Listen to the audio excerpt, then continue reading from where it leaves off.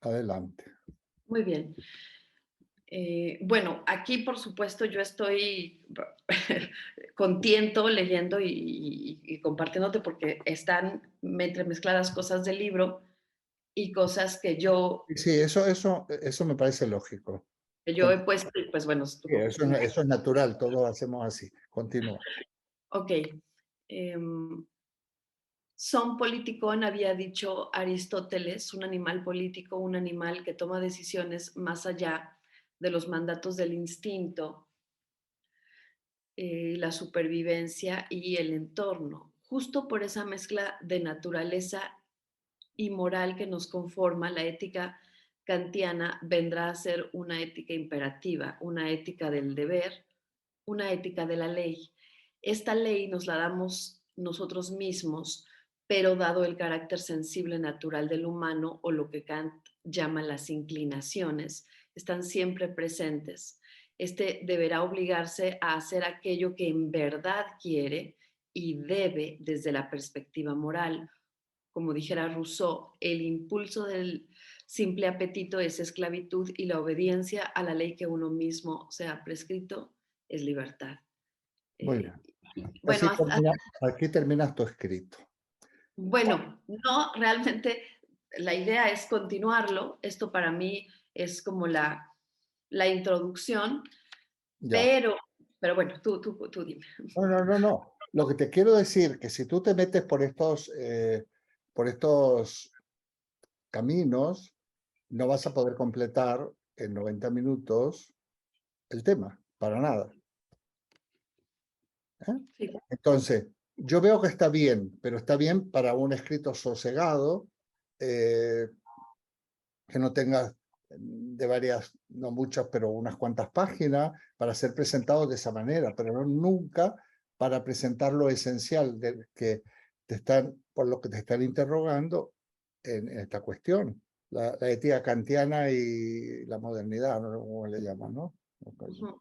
Se me olvida. Pero hay que explicar aquí cuál es la ética kantiana. ¿Eh? Hay que explicarlo, no hay más remedio. Entonces yo te voy a dar unas pautas para que tú puedas unir quizás a este escrito que tú has hecho. Este escrito lo tendrás que extractar mucho para que quede como introducción a lo que las pautas que te voy a dar ahora, que van a engarzar perfectamente con tu última afirmación cuando hace la referencia a Rousseau, en donde dice que el impulso del simple apetito es esclavitud y la obediencia a la ley que uno mismo se ha prescrito es libertad. Esa frase va a ser un poco el enganche entre lo que tú acabas de decir o escribir y lo que vamos a hablar hoy. Yo voy a intentar ser esquemático, es que las conductas morales que son válidas, para no meternos en este tema que estábamos hablando, siempre y cuando sean conductas autónomas, y conductas autónomas es aquella en la que el individuo se da la ley a sí mismo y la acepta a sí mismo. Esta es la cuestión. Luego podríamos hablar de muchas cosas, ¿no? Estamos tratando de enfocar. Sí, claro, porque también, o sea, no quiero desviarme, pero esto rápido, o sea, también para que se den esas condiciones, yo pienso, o sea, las condiciones de una ética autónoma no está tan fácil. O sea, creo que es una mezcla de, sí, de condiciones que hay que cubrir y de alguna manera, a ver, estábamos diciendo, y esto me interesa, ¿no? O sea, por ejemplo, estábamos diciendo que en la parte de la razón pura y al encargarse de las ciencias, eh, tú me decías algo que los resultados de la investigación científica eh, pueden derivar en leyes, ¿no? En leyes científicas. Ahora, hablando de las leyes morales o las leyes éticas que hablábamos el otro día, que podrían ser los derechos humanos, por ejemplo, ¿no? Eso son leyes, pero no No, derivan de la... no son leyes, no son leyes. Se puede, estrictamente no son leyes, porque la sociedad, las leyes son las que han sido, digamos, las sociedades democráticas promulgadas por un parlamento democráticamente elegido. Son, de hecho, las Naciones Unidas y todas estas cosas no pueden perseguir a aquellos que, sí, si hay leyes, sí, pero las leyes siempre se quedan más cortas que los propios principios que están expresados en los derechos humanos. Por ejemplo, todo ciudadano debe poseer una vivienda digna. Bueno, sí, está muy bien. Son normalmente declaraciones de principios muy importantes, pero que se pueden convertir en leyes desde el punto de vista jurídico, se podrían convertir en leyes. Por ejemplo, que no se permita que haya gente que acopie casas para especular en el mercado inmobiliario, rentándolas o alquilándolas, este tipo de cosas. Son temas. La sociedad neocapitalista actual procura rebajar al máximo, que los derechos humanos queden como una cosa, una nubes para que no se los persiga por la continuo, digamos, porque continúan las personas y las entidades conculcan permanentemente esos derechos humanos. Es el tema. Ok, esto, o sea, te lo digo porque al existir leyes que rigen la conducta, mi pregunta es, o sea, esto que pone Kant para tener una ética autónoma, está muy difícil tener una ética totalmente autónoma porque vivimos en una sociedad y hay pautas, hay leyes y cosas que se tienen que hacer o que se tienen que no hacer, ¿no? A lo mejor me estoy refiriendo a casos de extremos, ¿no? De cosas que, o sea, no matar a alguien, no robar a alguien, ¿no? Pero ¿qué tanto es la ética autónoma en o sea, en este mundo en el que hay pautas? En ningún mundo el ser humano es falente, el ser humano no es perfecto. Pero estamos en una sesión, vamos a llamarle escolar, Mariana. Sí, ok. No en una reunión Sí, no es tertulia. opinión científica. No me refiero a tertulia. A ver, tú tienes que pensar que lo que estamos viendo aquí, tú tendrás que plasmarlo en 90 minutos, si me permites. Entonces, tú lo que tienes que explicar, lo que es moral autónoma, lo que es moral heterónoma, que en definitiva se niega a sí misma, definir cada una, que la ley, el heterónoma viene de afuera y normalmente es externa e impuesta, y la otra es el sujeto que sea a sí mismo la ley. De ahí tienes el ejemplo del imperativo categórico, que lo tienes que poner. ¿Entiendes? Esto es, todo lo que hemos comentado, que es muy interesante, es para comentarlo en una clase, en una reunión filosófica donde hablemos de estos temas, pero aquí tenemos que ir al grano. ¿De acuerdo? Claro. ¿Sí? Muy bien. Muy bien. Lo mismo, la misma distinción es la que hace Kant entre éticas materiales y éticas formales. Tienes que desarrollarlo. Y cuando digo desarrollarlo, tienes que poner 3 líneas de cada una de estas cosas que estamos hablando hoy para que completes el escrito de los otros días. El otro lo tienes que reducir y tienes que avanzar en esta línea. Las éticas materiales, en el fondo, pues son cuando tú te riges precisamente por premios o por castigos, y las éticas formales cuando es la propia, cuando tú te riges en el fondo por la ley que tú mismo te impones y aceptas, o sea, por como es imperativo categórico. Para Kant, todas las éticas de la historia, la mayoría son éticas materiales, son éticas morales que generan moral heterónoma. Incluso, por ejemplo, el cristianismo, ya sabes que cuando yo me refiero al cristianismo, me refiero al cristianismo, el cristianismo de Jesús, que ha llegado hasta nuestros días, y en una versión de las más elaboradas, ¿no? Desde el punto de vista de la relación entre filosofía y religión, tema que ya hemos hecho, que es versión católica, y algunas versiones evangélicas también, no todas, ¿no? Y hay algunas versiones católicas tampoco reflejan esto que yo quiero decir. Entonces, a ver,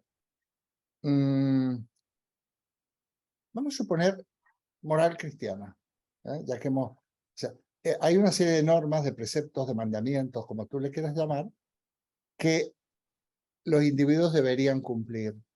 Pero ¿qué ocurre? Que normalmente digamos, no cumplirlo sería pecado. Y el pecado, en última instancia, de una manera es persistente te lleva al infierno. O sea, el castigo es brutal, ¿no? Ujú. Entonces, quienes actúan bien por librarse del infierno y ganarse el cielo, no están actuando moralmente. Esa sería una ética material.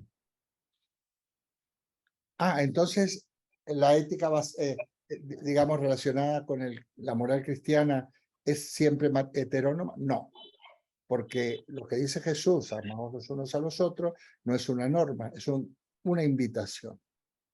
Y esa invitación, si tú lo haces tuya y decides amar, esto es otro tema complicado, vamos, que habría que desarrollarlo, entonces tu moral va a ser una moral o tu ética va a ser una autónoma. Entonces, fijaos que Jesús nos dice, no es un mandato, es una invitación, que es muy importante esto, que tiene mucho que ver con la pedagogía de la que hablábamos de un rato. Tú, por ejemplo, si tienes hijos, tienes que orientarlos a que asuman responsabilidades, que vaya cada vez asumiendo según su edad y sus circunstancias determinadas responsabilidades para que vaya forjando su carácter moral y cumpla con introyecte ciertos principios que no los va a o que le va a resultar muy difícil transgredirlo. Todos los transgredimos por pereza, por comodidad, por muchas cosas. Yo siempre digo, en un país democrático, democrático casi no los hay, en el buen sentido de la palabra, las personas deben pagar sus impuestos porque es lo que hay que hacer, es lo justo. No escatimar, no hacer trampa, no ocultar ganancias para evitar. Claro, y la gente en los países de nuestro entorno, la evasión de impuestos está a la orden del día.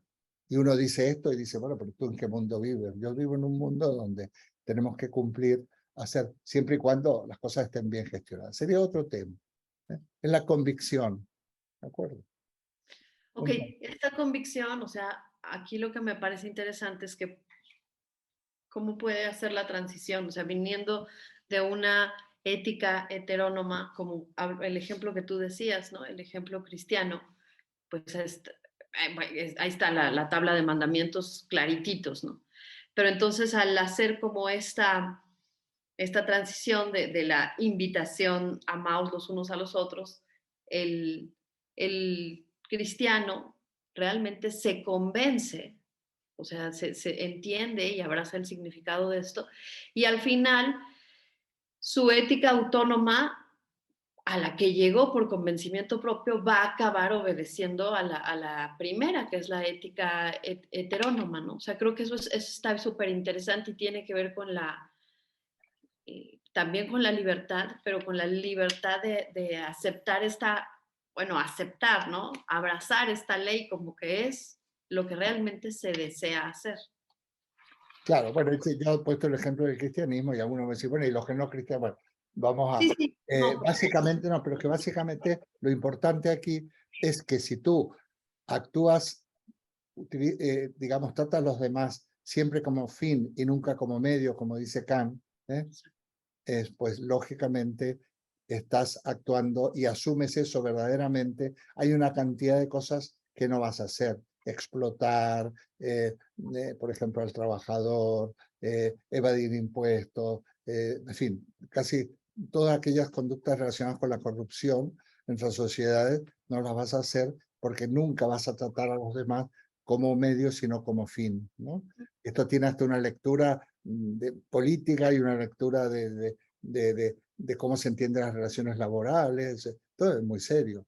Y entonces, pero eso es porque has ido forjando un carácter moral que tú no vas logrando una firmeza que va a ser casi imposible que seas una persona corrupta. Esto es lo importante. Ahora, ¿quiénes pueden acceder a esto? Sería otro tema. De hecho, lo que se trata en los países democráticos es dar una formación escolar para forjando ese carácter moral en esas asignaturas que a veces se llaman en los países ética y valores y cosas por el estilo. Es fundamental, ¿eh? Si no, porque normalmente hay una pedagogía del ejemplo y si tú permites que el estudiante copie o que el estudiante, no sé, vaya por otros caminos, nunca vas a lograr que realmente tenga un comportamiento ético válido, autónomo. Entonces, eso es muy, muy importante. Otro elemento fundamental, entonces, por lo tanto, aquí estamos, que la moral kantiana, o ética kantiana, ya ves que son términos sinónimos, realmente está basada en la autonomía de la voluntad, o sea, y esto se llama libertad.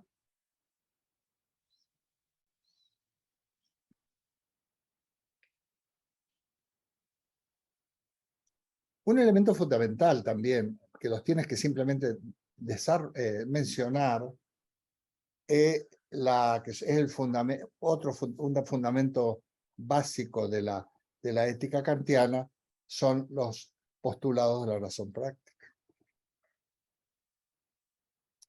Dios, la inmortalidad del alma y el orden del mundo.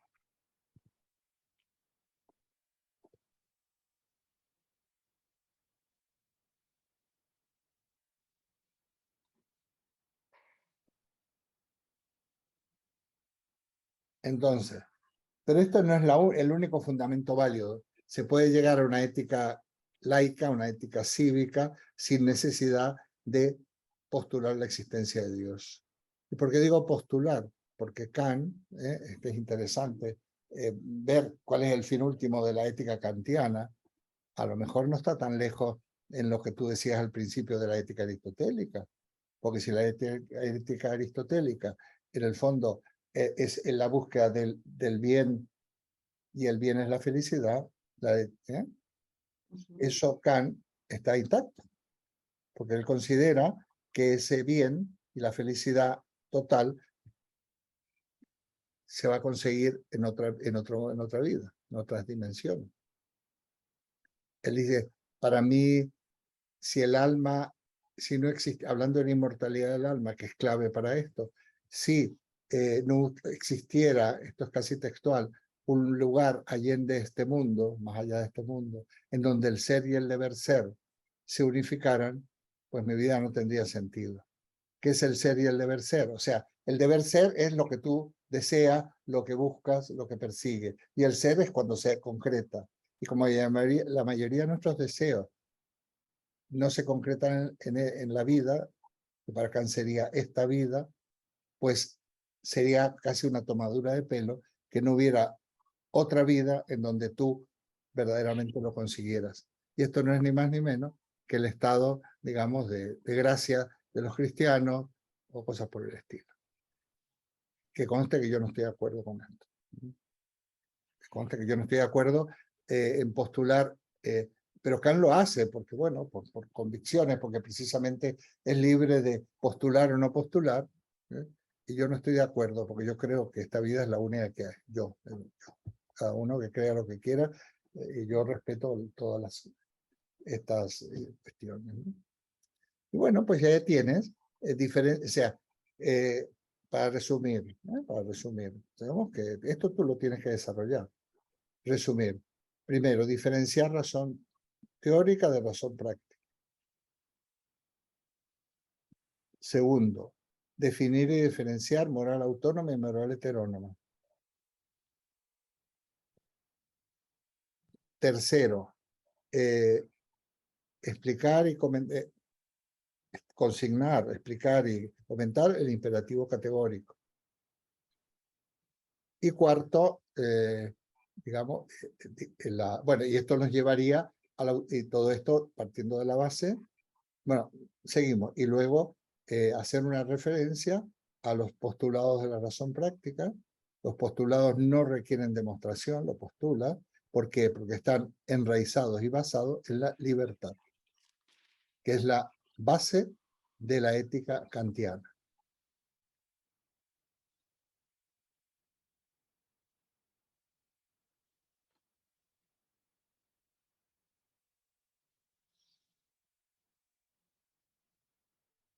Okay. Ahora bien, como el título además no solo habla de ética kantiana, sino de modernidad, vamos a decir lo siguiente. Yo te voy a sugerir. Primero, Kant toma, digamos, para él ejerce una gran influencia las obras de Rousseau. hay el movimiento, tanto Rousseau como Kant, como Newton y como otros, pertenecen a este gran movimiento del siglo XVIII que se conoce como Ilustración. De esto tienes que hablar un poquito. ¿Qué es la Ilustración? Pues precisamente digamos, organizar tanto la ciencia como la política, como la ética, con principios, vamos a llamarle racionales, ¿no? Es una época que podríamos denominarla como de imperio de la razón. También el siglo XVII, pero el XVIII es cuando el imperio de la razón sería imponer racionalidad, incluso racionalidad moral, pero en el sentido de razón práctica, a la sociedad, al individuo, y la organización social y la política, ¿no? Entonces, fíjate los movimientos. Monarquías absolutas, despóticas, Revolución Francesa. ¿Bajo qué? Bajo 3 principios que son muy racionales. Libertad, igualdad, fraternidad. O sea, que todo se rija por esto, que en realidad son grandes ideales que están perfectamente recogidos luego en la Declaración de los Derechos Humanos. Entonces sería suplantar el derecho despótico de las monarquías absolutas, hereditarias, con un montón de privilegios para la monarquía y para la nobleza, en detrimento de las clases, de los sectores populares y demás, por estos principios de libertad, igualdad y fraternidad. Este fue el lema de la Revolución Francesa, que fue un resultado concreto, político, histórico, real de la Ilustración. Otra cosa es luego cómo se gestionan estos movimientos, y cómo hubo épocas terroríficas, cómo se gestiona. Esto es otra cosa. Que a veces no puedes evitar la revancha, ¿no? Luego, si vamos a la ciencia, la física newtoniana viene a reemplazar en algunos aspectos a la física aristotélica. Entonces, la ciencia también se puede organizar racionalmente. No hay dogmas en la ciencia, no hay verdades absolutas. Y ojo, porque el autor de lo que tú has leído habla algo así que Newton impone la causalidad y es todo lo contrario. Es la causalidad aristotélica la que tiene una base metafísica, la que es precisamente reemplazada por otro tipo de relación, más que de causa-efecto a veces, que tiene mucho que ver con el empirismo, que ahora no lo vamos a desarrollar. Y yo a veces advierto estos patinazos, lo siento mucho, pero es justamente lo contrario. Y por otra parte, digamos, esa misma intento de racionalizar, primero, esa autonomía de la razón irrumpe sobre todo en el siglo anterior, en el siglo XVII, con Descartes, con John Locke, con Galileo, etc., ¿no? Tiene sus frutos en el siglo XVIII, Revolución Francesa y física newtoniana, que serían un poco en las dos líneas, ¿no? Una la ciencia y otra la ética, la política. Y esto genera un efecto, que es el gran optimismo y confianza en la razón humana. Parece ser que si nosotros utilizamos la razón como debe ser, al mundo se le van a acabar muchos males. Esto es bueno, dicho de otra manera, tendrías que buscar un parrafito. Esto es lo que se llama como la razón ilustrada, ¿no? Hay un excesivo optimismo y precisamente esa razón ilustrada que tiene como base lo que con lo que hacen los críticos de la modernidad, con el sujeto moderno, la subjetividad moderna,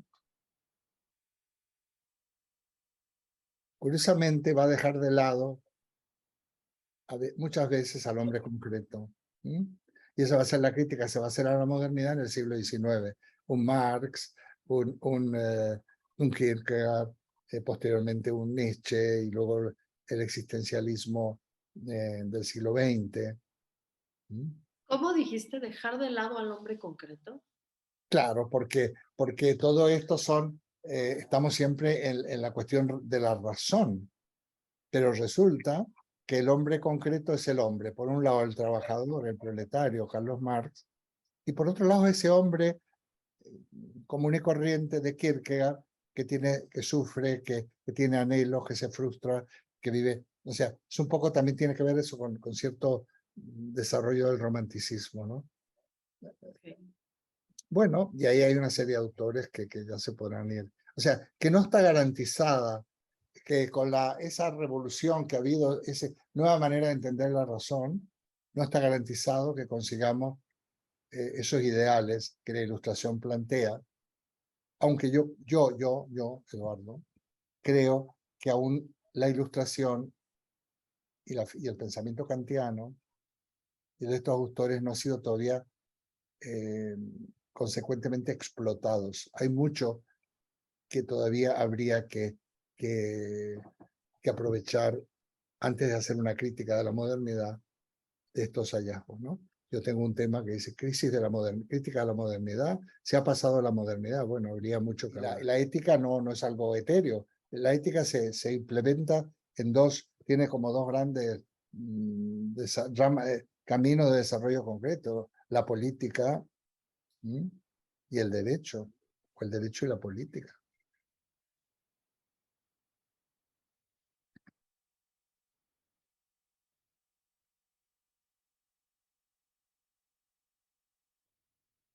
Por ejemplo, en la mayoría de las democracias occidentales actuales existe una protección férrea de la propiedad privada. Y sin embargo, precisamente un determinado aspecto de la propiedad privada es justamente lo que está atentando contra las posibilidades de que se desarrolle una auténtica sociedad justa e igualitaria. ¿Esto qué quiere decir de la propiedad privada? Quiere decir que mi cepillo de dientes, no, ni el cepillo de dientes, ni tu cama, ni tu coche, ni tu casa. La propiedad privada nefasta es la propiedad privada de los medios de producción. Fábricas, tierras, herramientas, o sea, maquinarias, que porque tú las posees, eres el dueño, puedes hacer que haya unos asalariados que trabajen para ti. Y esto es lo tremendamente injusto, yo diría básicamente perverso de la sociedad capitalista contemporánea. ¿Algún amigo tuyo que tienes por ahí estaría totalmente en contra? Pero bueno, de eso se trata. Eso se trata. Un amigo mío, porque... Sí, porque esto es de las redes sociales. ¿Entiendes? Bueno, digamos que el neocapitalismo y las posturas de este tipo tienen sus acólitos, tocas propiedad privada y se levanta mucha gente. Además, algunos se levantan, los que verdaderamente los van a tocar a ellos, los grandes banqueros, los grandes capitalistas, los grandes propietarios, tal. Y luego el pueblo llano que cree que le van a quitar la bicicleta. Y esto pues así. Y por eso el pueblo llano muchas veces vota en las elecciones políticas a aquellos que los están estrujando. Entonces esto le falta mucho todavía. Pero estas son las consecuencias. O sea, hablar de moral y no hablar de política. O sea, este binomio ética y política, que seguramente lo tienes por ahí en el programa, es posible. Y luego la política relacionada con el derecho, la relación en estos tres niveles que yo te comenté algún día, legalidad, moralidad y eticidad, sobre todo legalidad y moralidad. No todas las leyes son morales, ni todas las, digamos, normas morales han sido consagradas por las leyes, lamentablemente. Hay cosas que tendrían que estar prohibidas en la película, pero al revés. Hay cosas que no se podría permitir. Que gente que trabajara sin los papeles correspondientes, sin la protección correspondiente, que se les pagara salarios indignos como se pagan en la mayoría de los países, en donde hay una brecha social y económica brutal. Estas son las consecuencias de la moral kantiana y estas son los principios de la ética moderna que por supuesto han sido reformulados por Hegel, por Marx, por otros. ¿Por qué dices las consecuencias de la moral kantiana? O sea, lo político. Hombre, la consecuencia de la moral kantiana es una moral en donde sería en lo político una política que tratara a los demás no como medios, sino como fines. Pero entonces no está ocurriendo. O ¿Eh? sea, pero entonces, o sea, no está ocurriendo. Bueno, no está ocurriendo, pero ya está ocurriendo, depende. Lo que pasa es que los que intentan que eso se cumpla, pues los quitan del medio. Ahora acaba de, no sé, Colombia, Petro, pues ya está, pues Petro va en la línea esa. Ahora, que lo dejen México, con todo, tienen un presidente que lo intenta, los anteriores lo van a tratar de quitar del medio. Ojo, quien dice eso podemos seguir, podemos seguir. Los van a bombardear como sea. En España, Pedro Sánchez y su gobierno, que va en esa línea de los derechos humanos y de sociedad más justa y igualitaria, bueno, va a haber todo tipo de conspiraciones contra esta gente. Y me sigue quedando un poco claro la relación entre, o por qué lo juntaron en la pregunta, Kant y la ética de la modernidad. O sea, no sé si estoy muy piedra. Bueno, no, porque la ética de la modernidad el fundamento es Kant. Eso lo han puesto casi como agregado. Kant y la ética, bueno, pues porque Kant es como poner, qué sé yo, Newton y la física moderna, o Aristóteles y la física clásica, es eso. Pero es Aristóteles, en el contexto de que es el gran físico de la antigüedad y Kant es el gran, digamos, filósofo moral de la modernidad. Pero Kant no es solo Kant, está Rousseau, está John Locke, están los empiristas, está Spinoza, está Descartes, está Leibniz, un montón. Pero Kant es un poco el punto más crucial. Ya te he dicho que en la historia de filosofía todo va a parar a Kant y todo sale de Kant. Entonces, es fundamental. O sea, esa pregunta, mira, con esa pregunta, Kant y la ética de la modernidad, yo si tuviera que hacer una entrevista a alguien de trabajo o de filosofía, le preguntaría algo así. A ver, ¿me explicas un poco la ética kantiana? Eso es el ABC de la filosofía y el ABC de la ética. Por eso es muy importante cuando desarrolla tener claro moral autónoma, moral heterónoma, perdón, razón práctica y razón pura, razón moral y razón científica, moral autónoma y moral heterónoma, el imperativo categórico, los postulados de razón práctica, hay que tenerlo clarito. Un ABC.